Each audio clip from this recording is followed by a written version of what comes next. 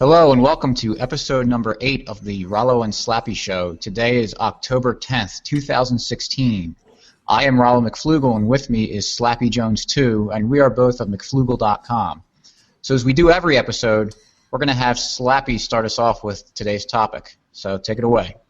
Thanks, Rollo, and thanks for everyone for joining us today. Tonight, we are going to talk about a little part of the Ross Ulbricht case.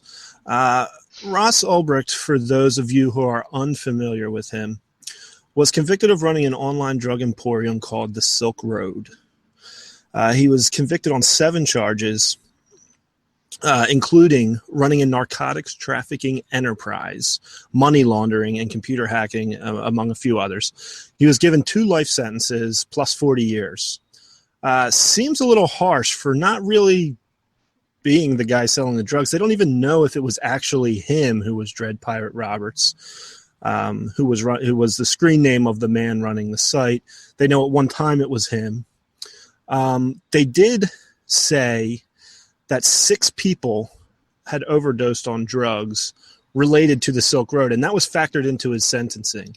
Now, this website was all on the dark web, and so if you're not familiar with the dark web, it's basically a part of the internet. You need a special server or a special browser to access. You can't search for websites. It hides the IP addresses.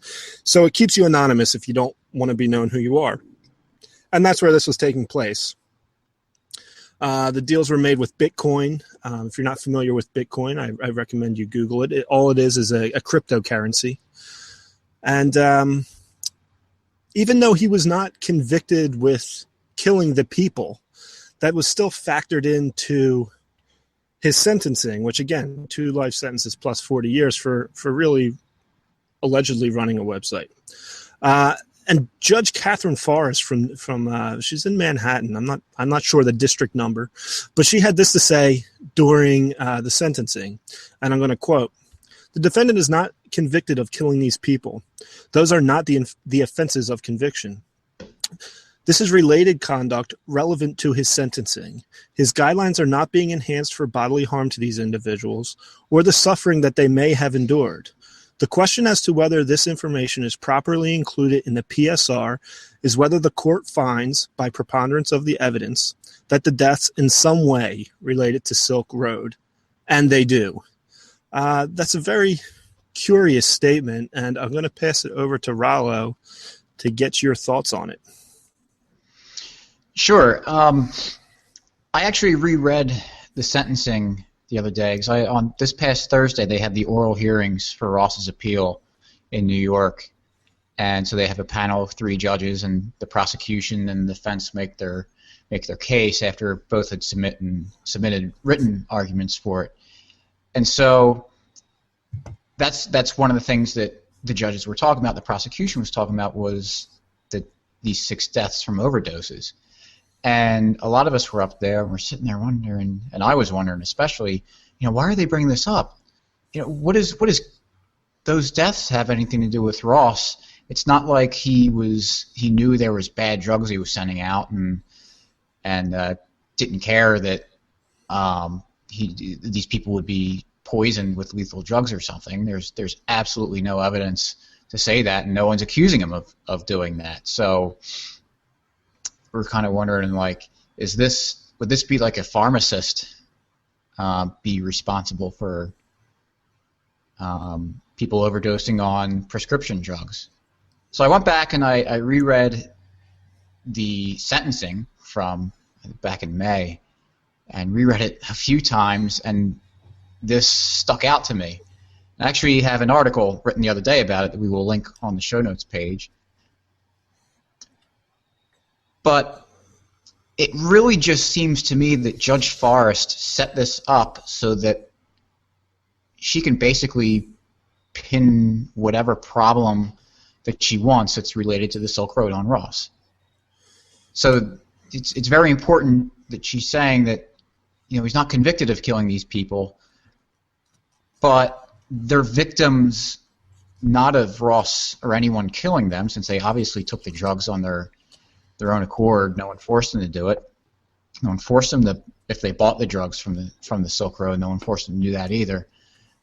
she's saying that they're victims of, for example, the distribution of narcotics by means of the internet, or they're the continuing criminal enterprise, or the kingpin charges. But that on its face doesn't make any sense. But she just kind of said, no, that's what I'm doing. Now, has there been, are you aware of any precedent here? Did she cite any other cases for this kind of sentencing? No. And that's what one of the judges at the appeal was asking for the oral hearings for the appeal, was asking you, like, this has never happened before. You know, what? No other drug dealer has been held responsible or his sentence made worse because people have died from overdoses on the drugs that they've sold. I mean, presumably, if you have as he said, you have a kilo of heroin, presumably someone's going to overdose on that and probably die.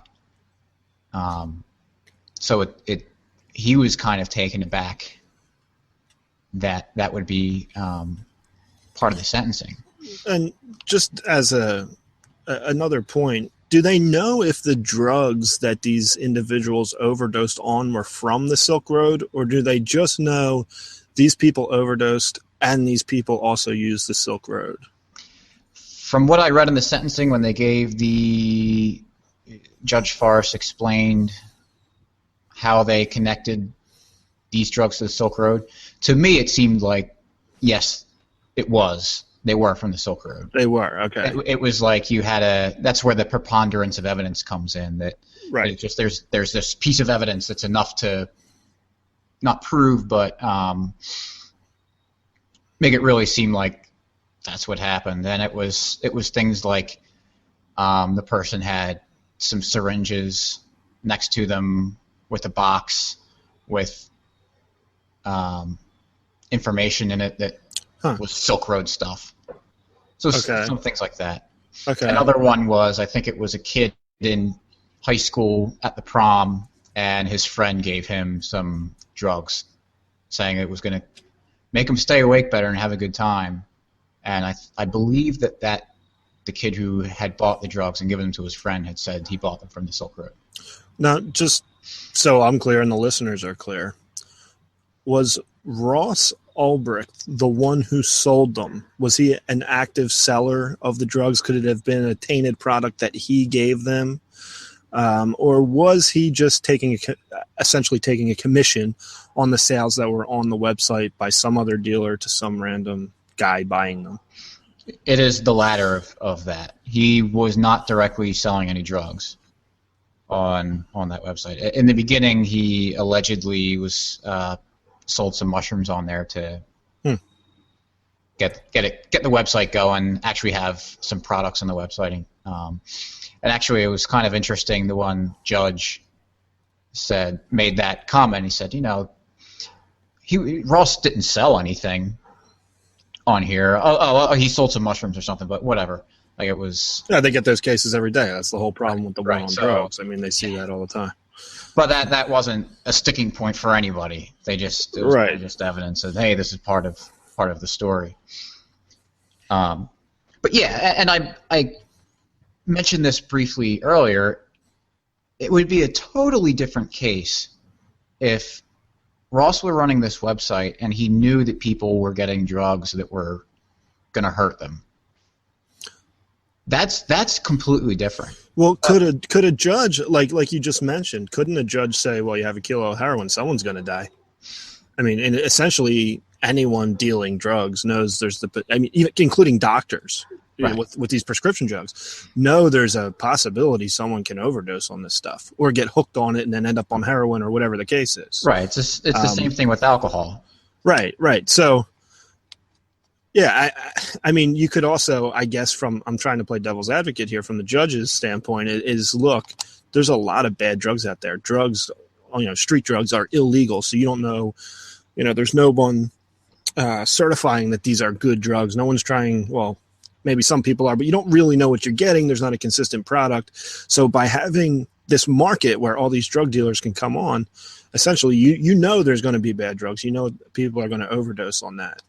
Any thoughts on that? Sure. Yeah. Two points. One was that there was actually a doctor that they had on the Silk Road that would be used as a consultant for people who had any questions, and so I know Judge Forrest thought that was the worst thing in the world, and how dare he? But how dare you disagree with right conventional? So there was the ability to get some guidance there from him to make sure that you were doing. Well, not that I recommend taking heroin or anything, but doing things as safely as possible. And then the other thing is the website was absolutely a harm reduction site. So what that means is that the typical drug trade is like you said, you don't know what you're getting. There's a good chance that they might be cutting the drugs with something else, maybe to make it more addictive, maybe just to make it go out further. Yep. Which could have negative side effects that people don't know about. And also there's the safety issues involved with the actual market for it. There's territory battles. There's people not paying money. It's the prohibition aspect of it that creates a ton of violence, just like alcohol prohibition. Right. So what the Silk Road did was, one, it eliminated a lot of those face-to-face transactions. So you didn't have people, potentially dangerous people, face-to-face with each other. So that limited. Yeah, I'm sure you have. I'm assuming, I've never been on the website. I've never bought anything on the website, but I'm assuming you pay up front like eBay. Right. Meaning there's no crackheads on credit, which usually goes toward violence. There's not people fighting for the same corner. Right. And then the other aspect of it is there's a ratings system and reviewing. So there's a big incentive to make sure that the drugs that you were sending out were exactly what you said they were, because if they're not, you're not going to get any business. Right. So if you sell weed that's not weed, or heroin that's not heroin, or whatever, people are going to rate you bad and say, I got bad stuff from this guy, don't use him. Right. And there's no intimidation. It's all online. Yeah. Right. I don't want to sound like I'm selling this, like, hey, go do it, it's great. But because I don't use drugs at all, and I don't think it's a good idea, but it is someone's choice, really, what they do. But that actually sounds like, if the government is worried about the danger surrounding drugs, you think they would have a lenient sentence, if it's any sentence at all. Also, I find it interesting that he's basically going to jail for running a website where drugs were sold. What if you owned a street corner where drugs were sold? Would you then be responsible for those drugs being sold there? Especially when you know they're there. Right, when you know it's there, when you have people watching them there, and when you may have introduced those drugs there in the first place. Exactly. Cocaine in the inner cities. Right. So if you didn't pick up on this at all, what we're alluding to is that the government doesn't get itself in trouble because they own the roads, they own the street corners, and they also introduce cocaine to a lot of inner cities at points. So it's a massive amount of hypocrisy right there. And just to go back to the harm reduction, one of the points that the prosecution made, and I know Judge Forrest said this was not a harm reduction site. We found 6 people that died of overdoses. So therefore it's not harm reduction. And so anyone dying of it's a terrible thing. We're not trying to make light of it or saying that, it doesn't matter. But in the grand scheme of things, we're dealing with some potentially pretty dangerous drugs. And they were saying, the prosecution was saying that this Silk Road was unprecedented in size and scope. We've never seen anything like it. So you're telling me that you could only find 6 people that died of overdoses, and you're saying that's not harm reduction? I'm sure they find 6 people a day in most major townships. Right, probably just for prescription drugs. Right. I mean, how many people die from alcohol or drunk driving?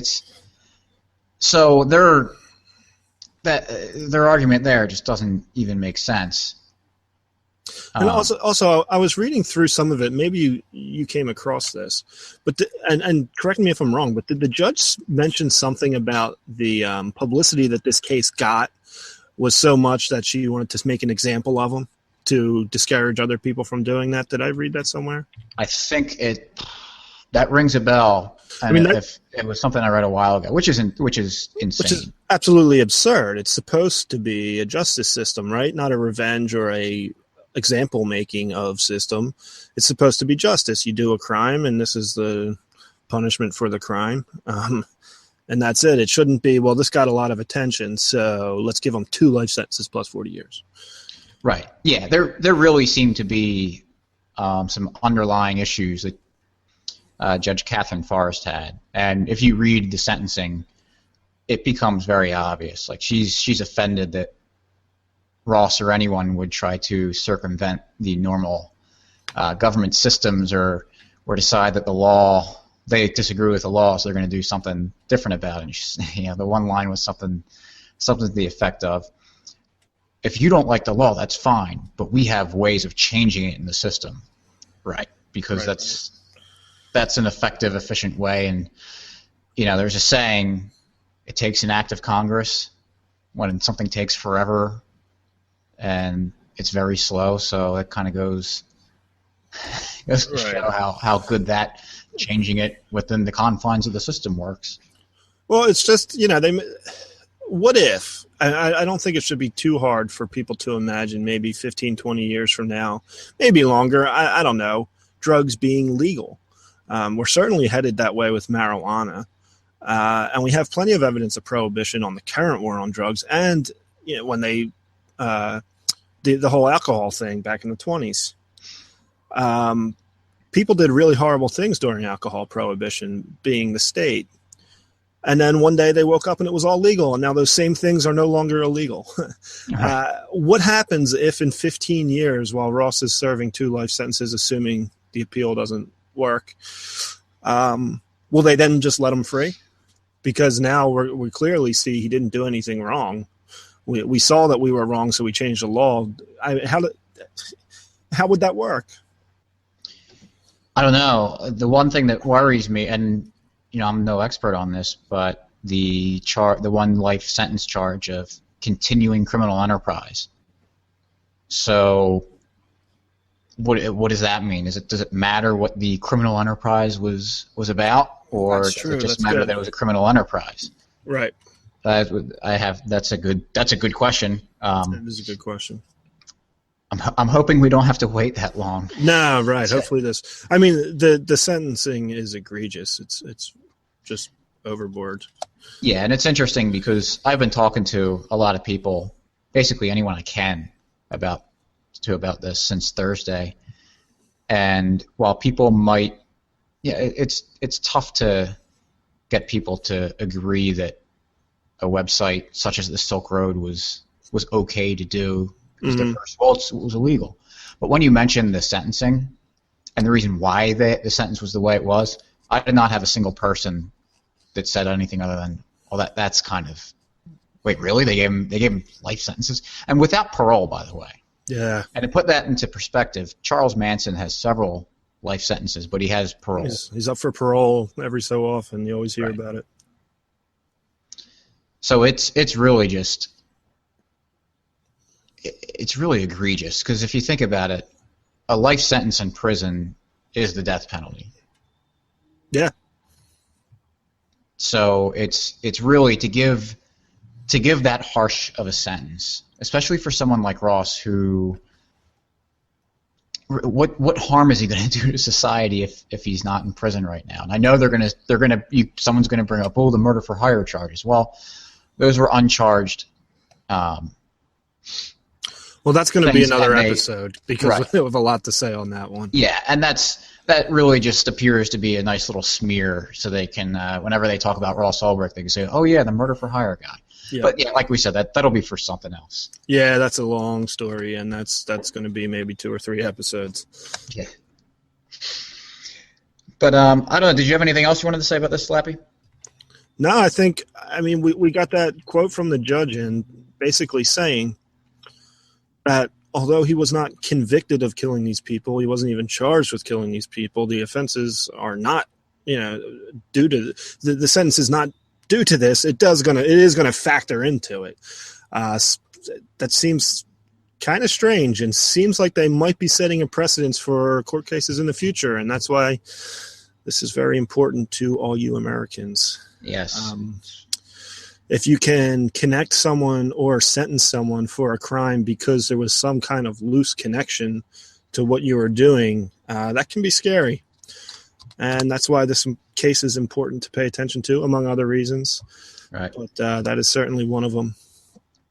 Yes, so in our show notes page, if you're listening on the podcast, if you go to McFloogle.com and up to the top, click podcast, and there'll be the list of podcasts. Remember, this is episode 8. We will have a link to freeross.org, which if you want to make a donation there, that'd be a great thing to do, and learn more about the case, and that'll give you a lot of great information there. But also an article that we posted the other day talking about this, and in there it has links to Judge Forrest's sentencing. It's not that long of a read. It's a bunch of pages, but they're short. And then also we have the audio of the oral hearings for the appeal from Thursday there. So it's an interesting thing to listen to. I recommend spending the half hour, 40 minutes listening to it.